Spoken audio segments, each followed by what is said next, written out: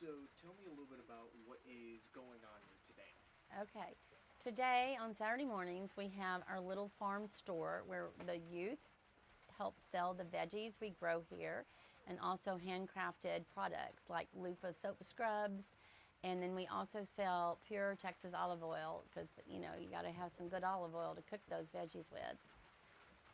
So the youth are here. Mateo's here with his dad harvesting. Okay.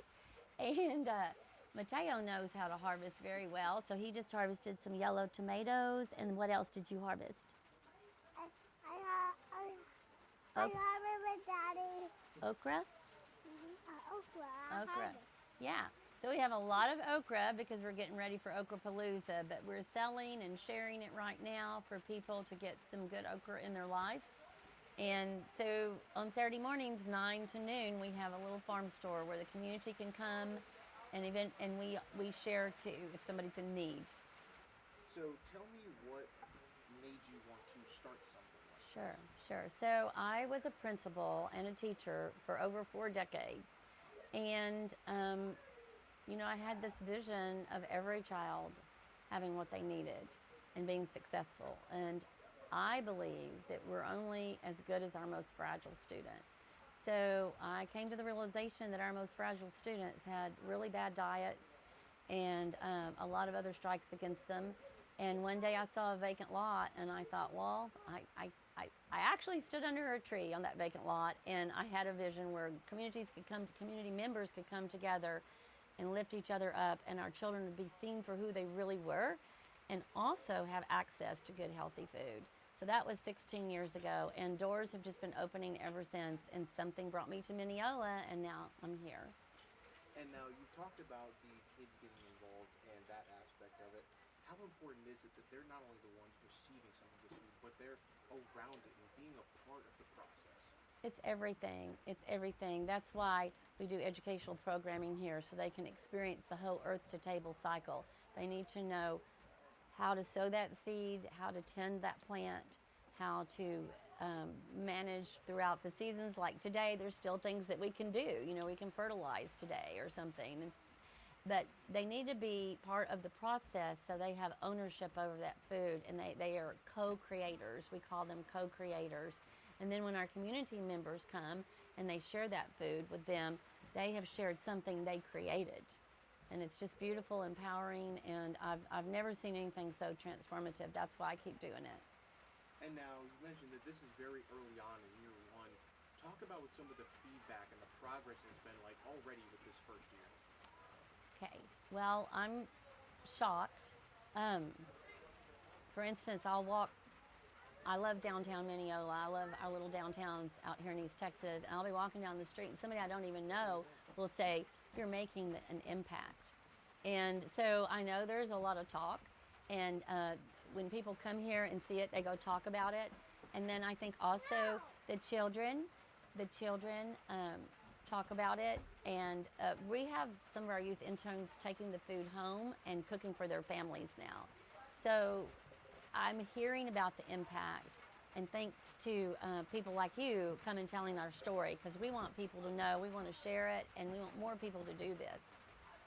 And so talk about that entire process that students will go through. What will they all experience on the year? Okay, well, we have different tasks to do on different days, of course, but I always do some kind of lesson, maybe about a particular seed, maybe about companion planting, and how plants are cooperative. So when we go out in the field, they recognize what plants are helping others. And like we planted pumpkins right now to serve as mulch, natural mulch, to shade our little seedlings. But they experience that kind of cooperation, but also I think they experience some beautiful harmony. I have heard from kids in the inner city when they worked on the farm, for example, there, they would tell me it was the first time in their life they'd ever felt that kind of harmony, because they were usually running to catch the bus or late to getting up or late for getting to class. And in the garden, they say they figure out this rhythm, like even if it's mulching, there's a rhythm to the shovel and putting it in the wheelbarrow, and they experience that and feel that, and I think it brings harmony to their life. And now, what is your ultimate my ultimate goal would be no child hungry. Um, I can't believe how many children are hungry, and they don't. It's not like they're going to go announce it to everyone, but when you have conversations with them and you find out that some of them cry themselves to sleep at night, that's how they soothe themselves when they're hungry and they have to go to bed. Some think that's normal, and it's not. And we don't want our children to cry themselves to sleep. So my ultimate goal is that we grow enough food, we teach enough people to grow their own and how to share and care for one another. It's not about just donating canned goods. That's a temporary fix. This is a long-term fix. This will create resilience, self-reliability, and people sharing in a way that it's a natural thing to do. It's a routine. And a lot of people are doing that, but we need everyone doing that, and hunger will go away. Yeah. And what do you want the students working here to take away from you? I want everyone that steps on the Sunshine Acres to walk away with something they didn't have before they came. So it's a very individual basis, but I want our students to have, of course, a sense of place, purpose, pride, and know that they're contributing to a better society, a better community. They're powerful contributors when they work on this farm. And now, of course, this garden here is located in Mineola, but where are these different products and these crops going to? Is it just Mineola ISD, this community here? Talk about where these things are going. Well, of course, anyone can come here. People come here from Dallas because we have a following. So, Okrapalooza, we have a lot of people coming here for Okrapalooza. And I've had people drive in from Dallas and visit the farm while they're here because there's so many great things to see. So this can be a stop on their way back where they get some of the beautiful vegetables we grow, but also maybe a recipe and also connect with the kids. So we will share with whoever comes because we're inclusive. Yeah. And of course, we've mentioned that this is sort of just the beginning. How much do you plan to expand? How much bigger do you expect this project to get? Well, this is number 19, and I've learned a lot on the way. So I feel like I have formulas to sustain this kind of project, to initiate, implement, and sustain. And I would like it to go nationwide. We've had children say, well, it really needs to go global. But especially with our schools in this country and our communities, this is a solution to many of the problems. Where we planted gardens in the city, crime decreased 50%, academics increased with the students, attendance increased, people connect, and people that would never connect unless they came here. So it elevates our life. It really does, growing our own food and having a community. We want this to be a hub for the community. And, hopefully restaurants will start sourcing more from our farmers and from here. So it's a very comprehensive vision where we are eating well, we are taking care of each other, and our restaurants are sourcing for our farmers, and our farmers are lifted up as well. Yeah. And the farm that we see here, say, come next year around this time, how much can people expect to see this already expanded?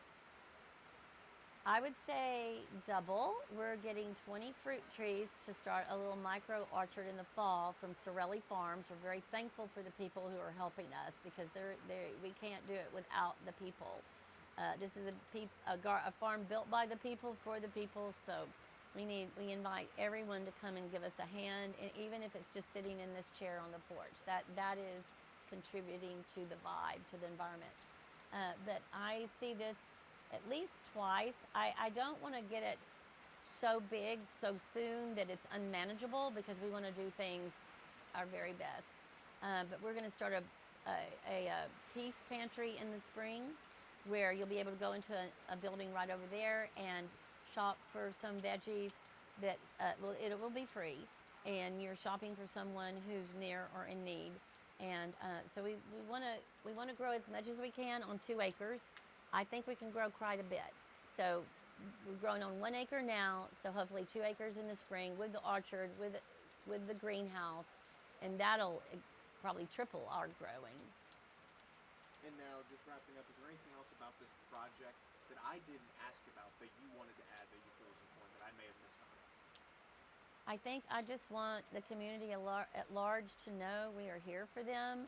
Our children deserve to be recognized and valued as contributors, and the volunteers need to be recognized as well, because I could not do this alone, but I also want to recognize Mineola ISD for opening up their hearts and mind to allowing this to happen, and their FFA students are going to be coming over. So this is a model that many of our districts could follow. I know there are some schools doing gardens and stuff, but we've really taken it to another level where it really changes lives. It really impacts the community and the health of that community.